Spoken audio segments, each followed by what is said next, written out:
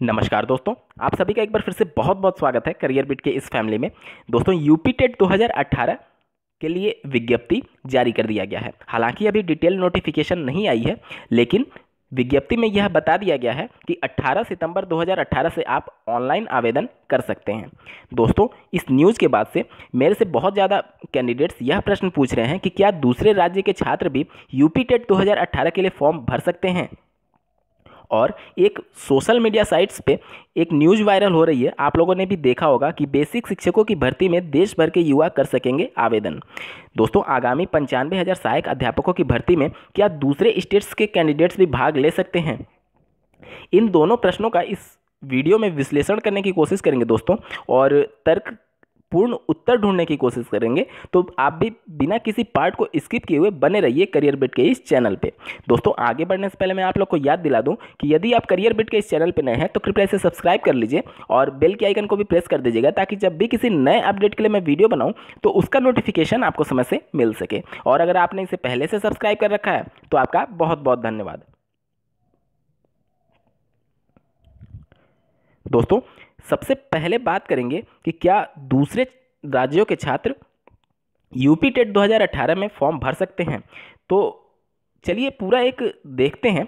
मान लिया कि आप दूसरे राज्य से बिलोंग करते हैं और यूपी टेट 2018 के लिए अप्लाई करना चाहते हैं, तो यूपी टेट आपका अंतिम लक्ष्य नहीं है। आपका अंतिम लक्ष्य है उत्तर प्रदेश की चयन प्रक्रिया में बैठना, यानी कि शामिल होना। इसी के लिए आप यूपी टेट क्वालिफाई करना चाहते हैं, क्योंकि यूपी टेट क्वालिफाई होने के बाद ही आप यूपी में होने वाली आगामी सहायक अध्यापकों की भर्ती में सम्मिलित हो सकते हैं। तो दोस्तों, मैं आप लोग को बता दूं, जो अभी पिछली भर्ती गई है यूपी में 68,500 सहायक अध्यापकों की भर्ती के लिए, उसमें दूसरे राज्य के ऐसे कैंडिडेट्स जो फॉर्म भरे थे उनसे 5 साल का डोमिसाइल मांगा गया था यूपी के संदर्भ में। मतलब ऐसे दूसरे राज्य के कैंडिडेट ही एलिजिबल थे जिनका प्रशिक्षण केवल दूसरे राज्य से है और वह यूपी में 5 साल तक निवास, यानी कि यूपी का डोमिसाइल उनके पास था। तो दोस्तों, अगर मान लिया कि अभी जब डिटेल नोटिफिकेशन आएगी यूपी टेट 2018 के लिए और उसमें दूसरे राज्यों को अलाउ कर भी दिया जाता है, तो आपके इस यूपी टेट एग्जाम में बैठने का कोई औचित्य नहीं रह जाता। क्योंकि अगर आपके पास यूपी का डोमिसाइल नहीं होगा 5 वर्षों का, तो आप आगामी 95,000 सहायक अध्यापकों की भर्ती या फिर किसी भी शिक्षक की लिखित परीक्षा या भर्ती में शामिल नहीं हो पाएंगे। तो यूपी टेट में बैठने का आपका कोई भी मतलब नहीं रह जाता है। दोस्तों, मैं ऐसे कैंडिडेट जो दूसरे राज्य से बिलोंग करते हैं उन लोग को एक बात बता दूं कि आप यूपी टेट पे फोकस ना करके आप सी टेट पर फोकस करिए। अगर मान लीजिए भविष्य में कुछ चेंजेज होते हैं और दूसरे राज्यों को मौका दिया भी जाता है, तो अगर आपके पास सी टेट की सर्टिफिकेट होगी तो आप किसी भी राज्य में जा करके उसकी सहायक अध्यापक की होने वाली लिखित परीक्षा या फिर भर्ती में शामिल हो सकते हैं। तो दूसरे राज्यों का यही सलाह होगा कि आप यूपी टेट को छोड़ करके सी टेट पर फोकस करिए। अब चलिए दोस्तों, दूसरे प्रश्न पर चलते हैं, जिसमें यह दावा किया जा रहा है कि दूसरे राज्य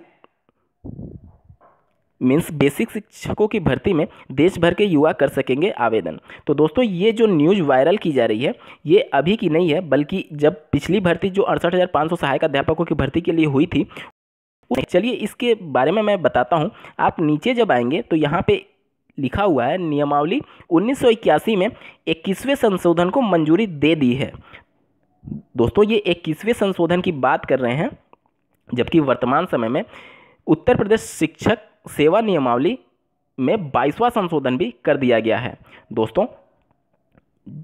और एक और यहाँ पे उदाहरण देख सकते हैं, जिससे ये बिल्कुल स्पष्ट हो जाता है कि यह न्यूज़ पुरानी है।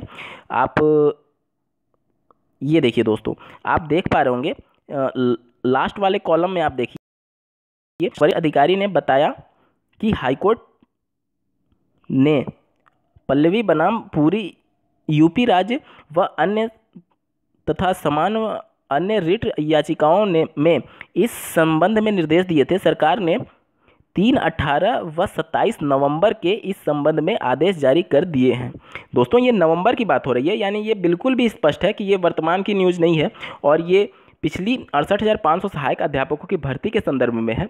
और इसी से संदर्भ में 22वां संशोधन किया गया था, जिसमें यह बोला गया था कि दूसरे राज्यों के ऐसे कैंडिडेट जो यूपी के निवासी तो हैं, मीन्स कम से कम 5 वर्ष का वह यूपी में निवास किए हैं और प्रॉपर उनके पास यूपी का डोमिसाइल है, तो ऐसे कैंडिडेट्स जो दूसरे राज्यों से अपना प्रशिक्षण पूर्ण किए हैं, मीन्स बीएड, बीटीसी या फिर कोई भी ऐसा कोर्स जो शिक्षक बनने के लिए प्राथमिक में अनिवार्य होता है, तो अगर आपने अपना प्रशिक्षण दूसरे राज्य से लिया है और यूपी के आप निवासी हैं तो ही आप एलिजिबल होंगे। और अगर मैं बात करूं कि अभी वर्तमान समय में जो प्रक्रिया चल रही थी 68,500 में, उसमें दूसरे राज्यों के कैंडिडेट्स को कैसे ट्रीट किया गया है, तो हालांकि अभी जल्द में ही शासन ने एक लेटर जारी किया था सभी बीएसए को, उनको यह निर्देशित किया था कि आप दूसरे राज्यों के जो उनकी लेटर को रोकी गई थी उन कैंडिडेट्स को भी लेटर जारी करिए, और उसमें उनका जो कॉलेज था वो देखना था कि साइट पर एनसीटी द्वारा अप्रूव्ड है या फिर नहीं, और साथ ही साथ दूसरा कंडीशन कि उनके पास 5 वर्ष का डोमिसाइल होना चाहिए यूपी का, वो तो था ही दोस्तों। तो उम्मीद करता हूँ कि आप लोग के दोनों प्रश्नों के डाउट्स क्लियर हो गए होंगे। तो अगर आपको इस वीडियो में कुछ भी अच्छा लगा हो तो कृपया इसे लाइक कर दीजिएगा और अपने दोस्तों में ज़्यादा ज़्यादा शेयर करिएगा। फिर मिलेंगे किसी नए अपडेट के साथ किसी नए वीडियो में, तब तक बने रहिए करियर बिट के इस चैनल के साथ। धन्यवाद।